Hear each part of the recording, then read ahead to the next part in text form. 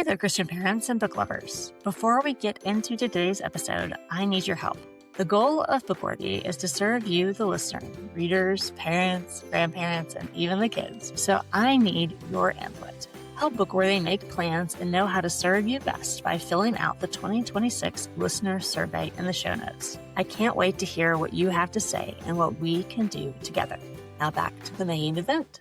Welcome to Bookworthy, where we talk about the heart behind the books your kids are reading. Today, we're talking with author and lifetime book lover, Jeff Maxam, and his book, Smoke and Mirrors. This upper middle grade fantasy follows young Stuart, who is suddenly sent to Devon boarding school, which leads him into a dangerous new world of dark secrets, ancient mysteries, and dragons. This book was a finalist in the 2024 Realm Makers Aurora Contest in 2 categories, so I can't wait to talk with Jeff about this mysterious adventure. Welcome to Bookworthy, Jeff. Thank you, Valerie. Appreciate you having me on. I'm excited to chat. I'm a fan of all things kind of fantasy and dragons, so it's your book was definitely a fun read. I enjoyed it. But before we get started, we got to do our random question of the week, which is, which Hobbit of the Lord of the Rings series, Frodo, Sam, Pippin, or Merry, best represents your personality? I think it would have to be Frodo, because he was like a combination of being kind of a homebody, but also being adventurous. And I think that sums me up pretty well. He's definitely a character who's like, okay, kind of that reluctant hero. Like, all right, the responsibility of getting something done, definitely a big personality. Yeah. I was thinking about this question and I was like, there's definitely similarities between Frodo and Sam and Pippin and Merry, just kind of the personality types. I was like, if I look at me and my husband's a Pippin, which is, this is the way we're going to do it. And I'm a Merry, where I'm like, let's just do this. And It's kind of funny how personalities play out in different characters. So too fun. Well, Jeff, tell us a little bit about your book, Smoke and Mirrors. Well, at its core, it's about handling life's trials. And how to do it and how not to do it. So the main character, Stuart, is a really kind of spunky, talented kid. His uncle is a stage magician, like a professional stage magician. And so he taught Stuart all that he knows. And so Stuart is kind of thrust in this really awful situation where he's taken from a very comfortable family life and kind of catapulted into this really horrible school, like you mentioned, called Devon. And being kind of the mind of being an escape artist, his idea is, well, I'm going to escape from Devon. So that's kind of where things start. It doesn't proceed too well for him and is complicated by getting neck deep in lots of big dragon problems along the way. It's a very interesting story. And, you definitely hit all those classic middle school problems, even in this unique setting. And, just how Stuart is faced with bullies and being put into a different location that he doesn't want to be. And even like the hints that his parents know what's going on at the school, but he doesn't. It's fun to walk through Stuart's story and just to be so relatable to my own middle school trauma. Yeah. Well, this is partially based on my own experience in middle school, which was almost exactly like his. My life was really great up until about 12. And then our family moved and I got put into this middle school it was awful. Just like night and day. And that middle school, which I will not name, also started with D. So that was part of the inspiration for Devon. I know as writers, we kind of insert little things into our stories that are just almost healing for us. Like we're going to walk through this trauma once again. Right. Are you much of a magician yourself, Jeff? No, not at all. I would love to be, but in the course of writing the story, I did a bunch of research and Penn and Teller, lots of other magicians, YouTube websites and so on, and history, Houdini and so on. But I tried some of the tricks and I'm just not very dexterous. I don't know what it is. My hands don't do what they're supposed to do and the coin doesn't cooperate. So I wouldn't say that I'm great at it, but I would love to be. I think stage magic is really cool and interesting, but I'm not that. It is always very interesting. It's fun to kind of walk through the thinking process of those types of tricks that Penn and Teller do. And, even like they have a show where you're trying to trick Penn and Teller. Yeah. It's like, that's always fun to watch. Now, Stuart, how do dragons play into Stuart's story? Very prominently. Just in fact, I think one thing good to know is that the story isn't really set in our world. It's like a close cousin. So the actual background, the creation story, and everything are very different than ours. But there's a lot of similarities, but it's not quite the same world that we live in. And so just that's something to bear in mind. But there is a history, like a prehistory involving an era of dragons, and they had a kind of a fall and have been dormant for some time. And so, but that's not the case anymore. At the time where this story takes place, they're starting to wake up again, and it's going to be really bad for the world if that happens in the wrong way. What is it about dragons that makes them such, I don't know, so prevalent in books, especially for middle grade? Yeah, I heard somebody say that the two things that sell kids' books are dragons and dinosaurs. And I think that we have a fascination with it, and you can look across cultures all over the world, and there's stories and legends about dragons or dragon-like creatures. So there's something about them that captivates us. And I think for me, there's just something when I think of fantasy or otherworldliness, the dragon is like the archetypical symbol for that. This creature that flies and breathes fire and has magical power and long life, kind of there. And there's lots of different representations of dragons being either good or evil. I think in the West they're more considered your evil smog types, but I've always thought of them as really interesting villains. A combination of great intelligence with great evil, and how dangerous that combination is. But I think there's lots of flavors of dragons in Smoke and Mirrors. So you will definitely have a smog type guy, and you have a lot of other different personalities ranging from each side of the spectrum. I think what's captivating about your book is that you do kind of see dragons in a different light. Like they do have personalities. They have more of a human element to them. And, but with that mysteriousness that just keeps us wanting to read more. So what was it like being involved in the Realm Makers Contest, or the Aurora Contest? I'm really thankful for that, because I had been writing since about 2017. And you know how it is. It can be pretty lonely. When you're first starting out, you're trying to learn the craft, and that's quite a challenge. And I think a lot of people are like us, who are big readers and grow up reading, get to the point where you think about, well, I'd like to write a book. And I could, because I've read all these books, and some of them really are not that great. And if they can get published, I can get published. And as you get into it, you start to realize how much more difficult it is to write than to read. And so I was working through that years, going to conferences, reading things, looking at videos, reading craft books. But I think the Realm Makers Conference was kind of a turning point for me, because, not the conference, but the contest, the Aurora Contest, because it was a validation that I was at least heading in the right direction. That the story did well enough in two categories. It finaled in one, and it got the first prize in the middle grade. It was a huge help, real wind in my sails.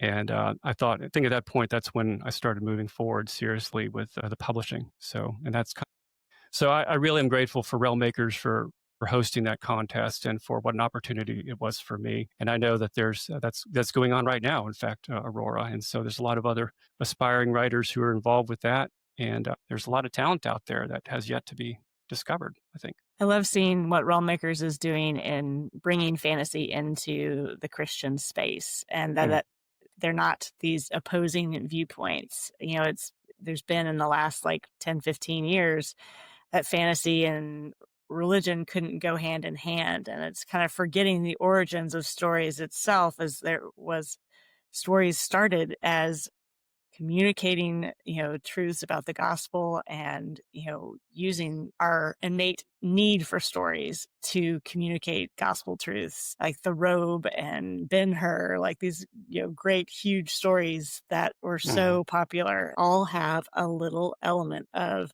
Christ in it. And it's fun to see publishers kind of getting a sense like, oh yeah, we can have fantastical stories that still have good biblical truth in them. So it's really fun. Now, Jeff, what do you hope to communicate to kiddos with this book? Well, I think back on your book. So you wrote Beneath the Hood. And so you were trying to talk about, if I understood that correctly, how easy it is to be tempted to do the easy thing instead of the right thing. And so you can tell a kid that, like, you can be counseling Johnny or Susie saying, I know it might be hard to do, but you should do it. And those are good words, and that's true. But to be able to illustrate that with a story it's more fun for a kid. It's more impactful, and it sticks with them for longer. And so I I think a lot of writers, like you, I'm trying to do the same kind of thing. I'm trying to communicate a powerful truth in a way that will be engaging and fun and memorable and will have a long-lasting effect on that person's life. And this is what happened with me. I mean, the Chronicles of Narnia were more than stories to me. They were actually, the Lord used them in my conversion. So I think that it's important to, and also, you think about how Jesus taught through parables, that those are, to me, among the most powerful and memorable ways that he had of teaching truth. So I'm trying to do what C.S. Lewis did so well in the Chronicles of Narnia, where there's these truths that he illustrates, like, say, for example, we're all lost in our sin and we can't be saved. There's nothing that we can do to save ourselves, no matter how we try by our own works or whatever. And you've got that picture in The Voyage of the Dawn Treader where Eustace is he's been turned into a dragon. He doesn't like it, obviously, and he wants to undragon himself. So he tries to take his own sharp claws and tear his skin off.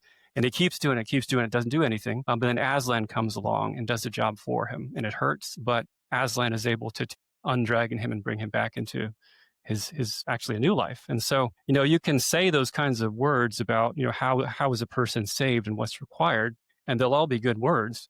But to be able to illustrate it in such a beautiful and memorable way, like with Eustace's undragoning, is what I'm trying to accomplish as well in the books, in the story that I'm writing. I love that. And C.S. Lewis's Chronicles of Narnia, being very impactful in my own life too. And it's neat to hear you talking about The Voyage of the Dawn Treader and Eustace, because usually The Lion, the Witch, and the Wardrobe gets kind of center stage because there is such a heavy gospel message in there. But it is so neat to look at the other books and all the amazing truths that are expressed in, what is it? The Last Battle and the Silver Chair and, The Voyage of the Dawn Treader and Prince Caspian and those types of things that you're just like, there's so much richness to this story that you can see why it's held its ground for as long as it has, and that people want to write like that.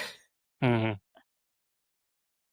Now, when did your writing journey begin, Jeff? It's, I've been kind of writing on and off my whole life, but I would say originally I wanted to be an animator, a cartoonist and animator.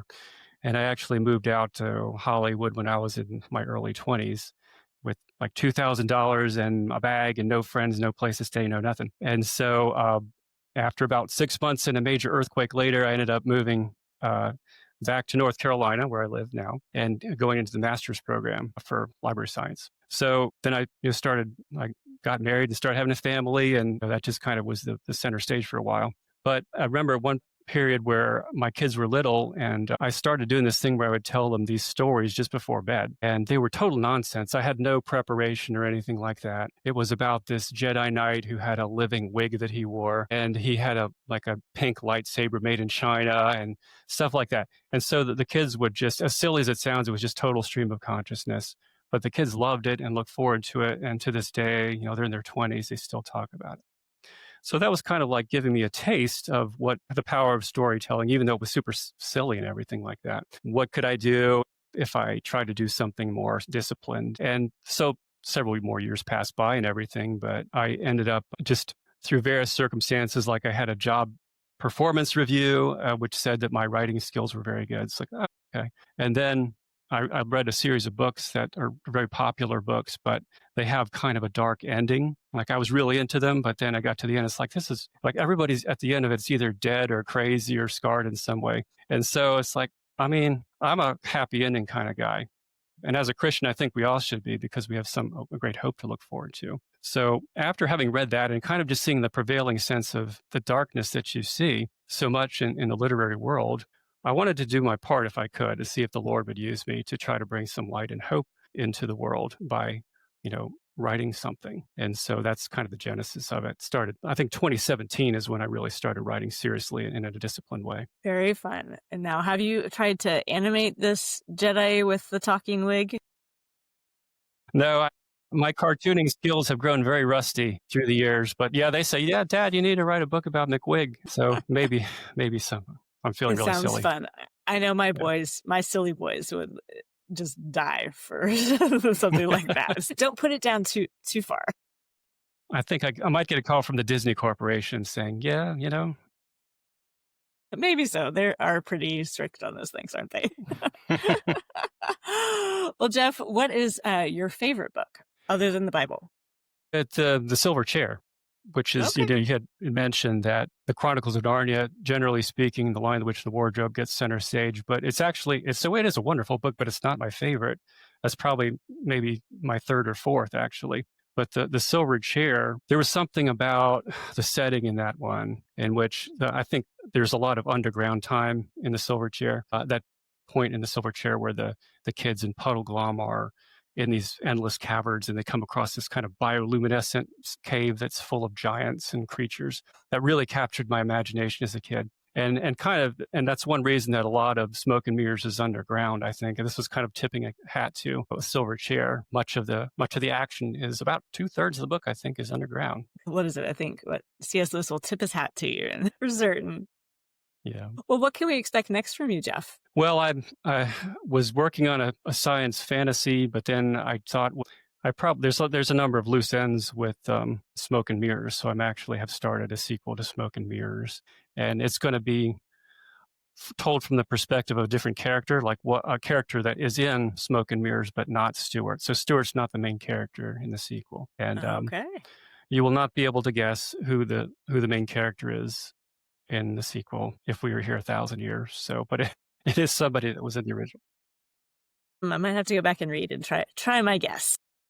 Too fun. I've enjoyed it. It's been a unique turn in seeing sequels and series that are from different points of view, kind of walking through a similar story, but it's been a new trend that has been really unique to take similar events and look at it through different personalities and different actions and emotions. And I think that's a really unique element that is kind of trendy right now, I suppose. Mm-hmm. Very fun. Well, where can people find out more about you and your books, Jeff? They go to my website, which is jeff-maxam.com. I'm on Instagram, so it's Jeff Maxam 5, number 5. And Smoke and Mirrors is now available on Amazon, so that would be a place to look as well. And the publisher's website, so I publish through Endgame Press, and that's an excellent publisher. They've got, in addition to Smoke and Mirrors, there's a lot of other really family-friendly books that are available on there. I know maybe your friend, a mutual acquaintance, Lori Scott, is also published through Endgame, and I've read her books and really love them too. So I really appreciate what they're doing at Endgame. Most definitely a very unique group of folks wanting to do God's work in publishing, which is really fun to see and watch them grow for certain. Mm-hmm. Well, Jeff, thank you so much for joining me today. Thank you. It's been my pleasure. And thank you for joining Jeff and me on this episode of the Bookworthy podcast. Check the show notes for any books or links that we discussed, and let us know in the comments which Hobbit of the Lord of the Rings series, Frodo, Sam, Pippin, or Merry, best represent your personality. And help other parents discover Bookworthy by leaving a review and sharing it with friends. Happy reading!